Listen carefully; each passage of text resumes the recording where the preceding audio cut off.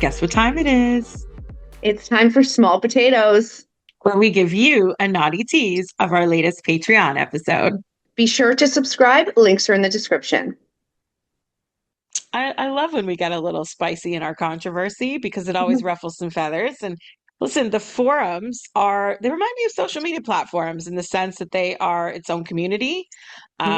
Is some of them are like a secret club you got to get into, and a lot of toxicity can come from it. It's not all, rainbows and sprinkles. Sometimes it's kind of frightening and a little bias and all kinds of other things. So I Yeah. think this one's going to be interesting because there's definitely pros. Listen, we love a great Yes. review. Don't get me wrong. Rate us on Google. Right. At the same time, there's a lot of fuckery about, and it's easy, I think, to manipulate. No different than an algorithm is easy to manipulate. So she touches on some awesome points in this very concise tweet. Let me read it for everyone, and then we'll talk about it. So forums like blank, I'm not plugging them, enable clients to manipulate and endanger companions. Pressure for unsafe acts, threats of bad reviews, and explicit rating systems create a toxic environment. Objectification and non consensual info sharing further jeopardize their safety. I couldn't have said it better myself. Mhm. Well, I mean, I think review boards in general for any industry can be extremely helpful for the Yeah. individual or the company. Like a girl in our industry, her business can multiply heavily by a great review. But that's if they're genuine, if they're not pushed by advertisers on the board. Like there has to be some truth to it. And that's where I have the biggest issue with at least our review boards within our area of Canada. I Right. can't speak to all the boards, but in our area, they are really biased and they can be. It's completely driven by advertisers. And at that point, they're also negative towards companies that don't advertise or aren't contributors. Well, that plus all of the ins and outs of the internal politics of our Right. industry, right? And then there's the internal politics of the client side of things, right? You Mhm. got shills and multiple handles with the same person, fake reviews, white knights, all the same stuff that happens. I'm sure TripAdvisor deals with this all Yeah. the time too, right? Now we've been on the both ends of the spectrum, I would say. There have been times where we're in high times on the review boards, and Hmm. there's times where our haters are on a mission to try to just tarnish our good name. And listen, I love to call that shit out. I will. Listen, I have spent 15 years plus my own career analyzing these review boards, and I've learned to pick out simple little details that tip off if it's a girl pretending to be a guy, if Hmm. it's an owner, if it's someone who's been paid by an owner to either shill or shit on people. I can tell when it's someone with multiple handles because they might use the same type of grammar or the same type of punctuation or come from the same IP addresses and login handles and all the things. It's also nice to have friends on the back end to confirm some Right. things or know some great tech guys that can figure it out on their own. Hmm. Either which way, it leaves open so much of that opportunity to fuckery, and then add in the weight of advertising dollars, the power of the purse, and the biases that automatically come with that. Listen, as well as the morals of ownership. We've seen review boards change ownership hands and things change Right. drastically. And most Mhm. cases, that means it goes to shit. Think about a brand new social media platform when it starts. It's so wholesome. It's so peaceful. Listen, hop on Blue Sky and you won't see any of the garbage from Twitter.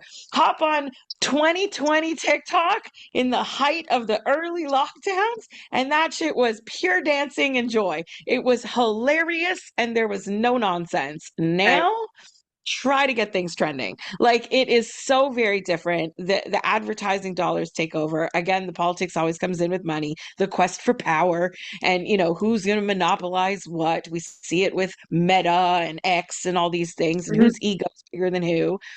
And listen, it's not all boys, but it's a lot of boys cockfighting out there just trying to rule the space. Yeah. And meanwhile, the rest of us are trying to get through a day, to run a business or, share photos with grandma. Like, Yeah. do the simple shit. We don't need all this nonsense. And yet, I'm not afraid to call out bias and bullshit when I see it on the boards. The boards don't always like me because of it, but hasn't that always been the case? So, hurrah, here I am again to correct the record. But I think it's important. It also shows to customers that, listen, we may not agree with the nonsense going on or appreciate the fake reviews, but at the same time, we're aware, we're present, and you can always communicate with us. And Mhm. it's not hard to reach us if you ever have a question to clarify some things.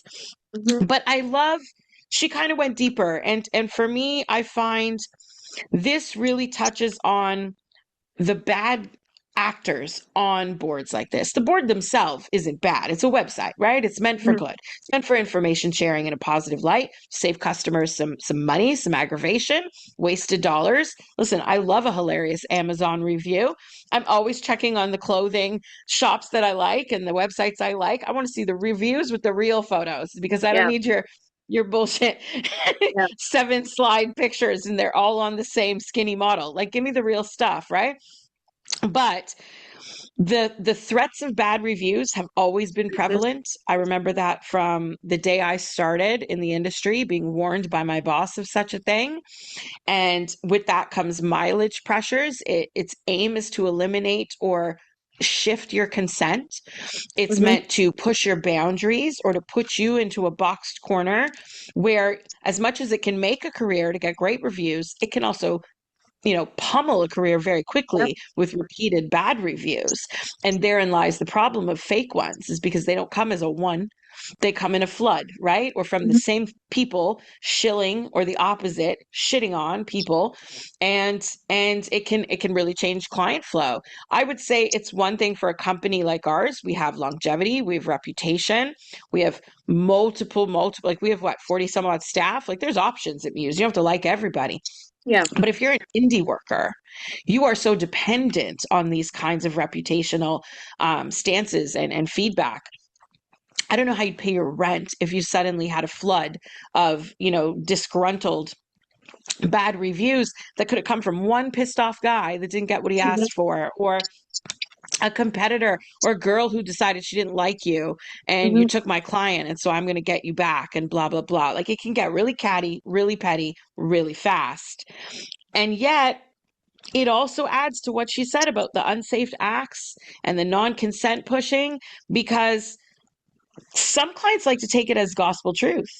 And so if Right. I read a review that you give bareback this, this, and this, and then you say no to me, well, I'm offended, I'm pissed off. I'm probably going to be like, yeah, but they said, or I read about you, and this is what it said. Listen, I book a restaurant or a resort based on what was said. And Mhm. so like how do you navigate those decisions when you're an indie worker? You only have you and yourself. At Mhm. best, a booker or a driver. Like it's on you to therefore manage your own reputation.